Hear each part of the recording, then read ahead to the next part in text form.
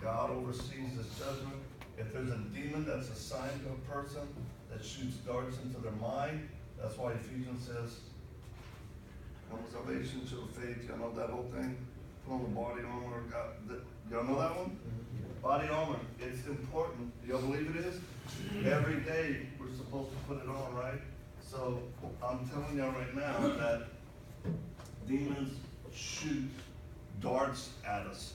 And God tells us that we should have body armor, a sense of spiritually.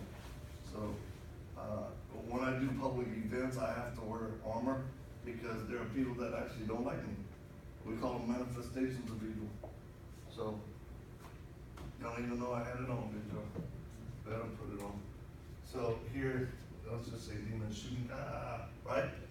So we take authority in this realm, we pray for a person, and these are the questions we ask. One, demon, by what name do you most go by?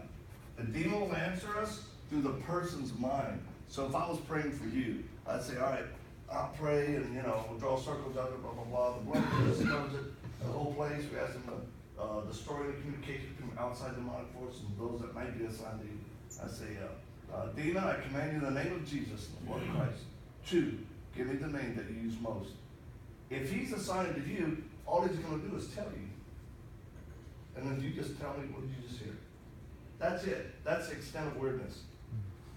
We use the biblical reference of take every thought captive. And most Christians don't do it. We're not used to taking every thought captive. Here's a test. Have you personally ever been in front of a mirror, driving, whatever, and you just hear this nagging thought that you're a loser, you're stupid, you're going to be just like your dad, you'll never amount to nothing, you're a failure. Have you ever heard any negative chatter like that? Raise your hand.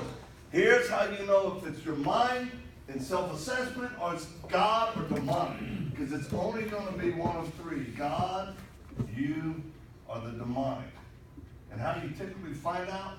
Is, do you say or do you hear, you are dumb? You are. Is it accusatory? If it's accusatory, then it's not you, because we don't do that. We typically say, why am I so out of shape? Why am I undisciplined? That's self-assessment. When you hear you, it's accusatory. What does the Bible say? Demon says, Satan's the accuser of the... Are y'all with me? Yep. All right. Ask the demon about what name you go by. He has to tell us. If he doesn't, he'll get punished, because we make him get in this little circle of judgment, and these warring angels can hack him with their swords. 2, we ask, what's the age? What was the age of the person when you first got assigned to him? Let's say it was 14. When we asked, what was the circumstance? What was the circumstance? My parents were getting a divorce. Parents want to fight. Car accident. My dad died. Whatever it is, I was abused. You understand? There are situations where definitely demonic influence comes in and starts to track what a person studied and stalked them. Did I ever say possessed? No. So please don't leave here and say, oh, that man believes Christians to be possessed. Because I will say you're a flat out liar. 1, 2, 3, 4. And remember who's the father of lies. So what was the circumstance? Now here's the big part. What are the top 3 lies you told this person since they were age 11 or whatever, 12, 29? And they tell us the lies. And when you hear, oh my gosh, that's actually a lie, then you go, that's not me. That's actually not me. No, it's not. It's a demonic. These are fiery darts that have been fired at you, man. The next thing we ask is, do you have a legal right to stay assigned to the person? Sometimes they do. And predominantly if they do, typically it's because of sin. Unconfessed sin in a person's life. This is what we talked about, and the gentleman from Piedmont expressed earlier. There's sometimes sin can be in your life, unconfessed. Anger is a big one. Everybody say anger. Anger and unforgiveness is a big one that gives a legal right for demons to study, stalk you, and hassle you.